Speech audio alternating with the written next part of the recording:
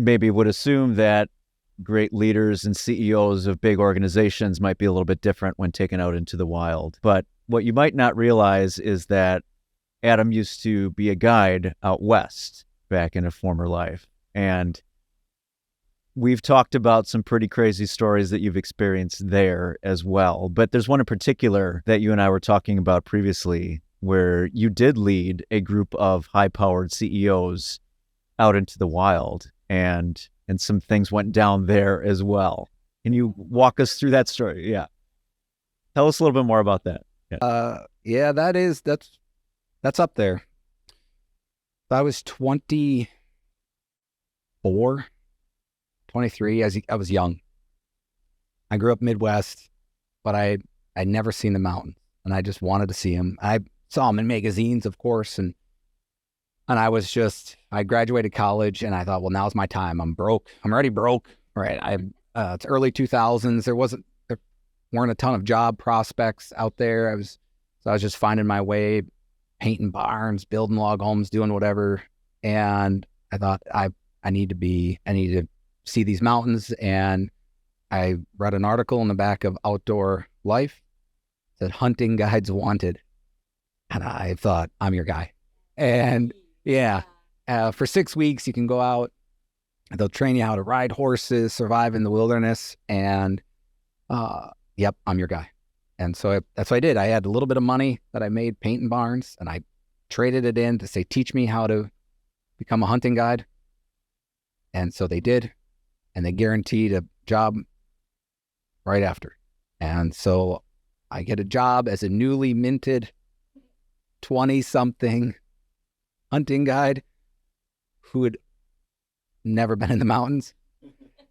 And 3 or 4 weeks in, I need to take a pair of clients way out into the Sawtooth. That's for those of you that don't know, the Sawtooth are a wonderful, incredibly rugged piece of country that it's real. And back then, there was no Garmin. I had nothing. Like, I carried literally no piece of technology on me ever.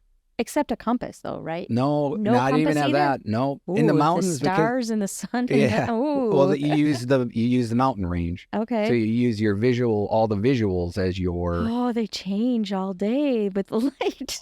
all day. Ooh, I would not do well. So the fast version is these two gentlemen came into camp. They were fit. They were leaders. They made it well known. They were leaders, and they were going to be the best. And well known. They made it known to you that they were going to be the best. It was clear. Okay. They made it crystal clear that I should be taking notes. They were going to guide you? Yeah, they were going to. And yeah. You know, I was a young Open. kid. Yeah. Teach me. Sure, let's do this. So we go off and we rode 12 miles on horses. We ride 12 miles in, set up camp. I think that night we did a short ride. The next morning we're up at 3 a.m. I saddle our horses with another guide and another group. So we left together. And we were on horseback by 5 a.m, probably sooner. And we're riding in the dark. And you ride and ride and ride. And then you get out and then you hike. And you hike and hike.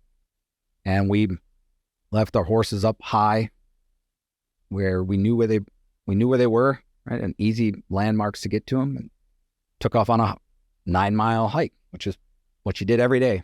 So we did that all day. And at the end of the evening, it was starting to get time to hike out. And we encountered a bull elk that was very active and vocal. And it's an incredibly enchanting experience to hear that bull bugle. It's a very different sound. It's real. Unexpected. Like, when the first time I heard it, I was like, that's the noise? I was like, wow. And it reverberates through the mountains. Yeah.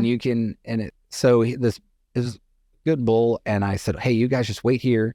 Let me just sneak down. Let me see where he's going. He had a lot of cows with him, which make it very hard to hunt. So we have to be really smart about how we approach this. And so I watch him, and I had a plan. As I was working my way back to the hunters, I could hear that elk. He basically just took off. And I went, well, that's odd. I didn't spook him. I checked the wind, did basic hunting things, and I didn't think I messed up. And I went back to where my hunters were supposed to be, and they were gone. I went, huh, now what? Well, I got to find them.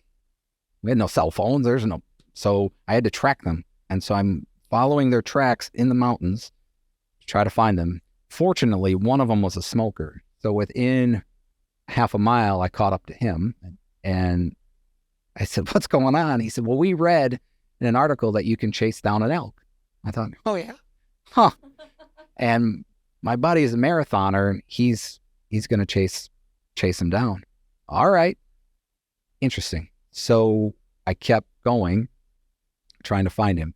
Well, there's probably somebody out there that could chase down an elk, but I don't know if he or she's been found. It wasn't this guy. It wasn't this guy. And now I finally do catch up to him. We talk about plan. Didn't work. But now we're really far away from our horses. We're in the opposite direction of where we need to go.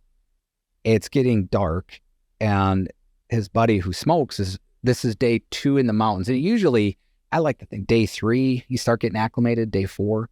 So coming from the Midwest, going out there, you need some time. And altitude sickness is real. Yeah, it's real. Yeah. And I think we were at about 86. Oh, wow. So I don't know for sure, but the fast version, the super fast version of this story, which I know hasn't been fast yet, but I'll go faster, is now we have one gentleman who is exhausted, can't carry his gear. We are probably 7 miles from the horses. It's getting dark. We're in wolf country, and there's no way once it gets dark, to your earlier point of how you navigate is through your mountains. Once you lose your landmarks, it becomes, and it was no stars. It was a cloud-filled night. That's kind of unusual too for there. Yeah. There's a lot of clear nights. Yeah. So I said, well, give me your gear. So I took all the gear. I was young, so I was fit at that time. So said, all right, we'll go as far as we can tonight until we just can't, and then we'll figure out a plan. So that's what we did. We hiked as far as we could. The gentleman who smoked said, I'm out. I can't. And so I said, okay, I will set up camp here. So we found a side of the hill, and I set 3 fires up, and we cut a bunch of pine boughs to sleep on, and they slept while I stayed up all night keeping the fires going, and had the fires going, woke up, hiked out the rest. The other guide, when we didn't come back, he knew something was wrong, got our horses, figured out kind of where we were going to be.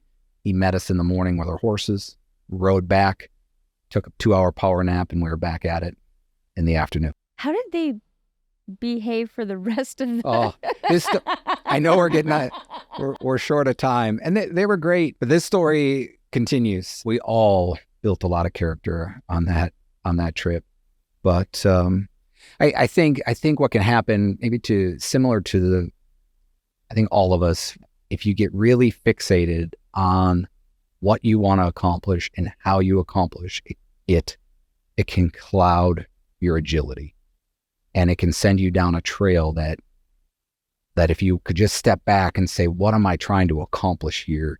And okay, I was going to go about it this way, but I don't know what other options. Just take those extra 2 minutes to say, hey, what other options do I have to accomplish it, versus saying, well, this is what I planned and this is what I'm going to do, and that's what I'm going to do. Following it for following's sake. Yeah, that's well said. Kind of, yeah.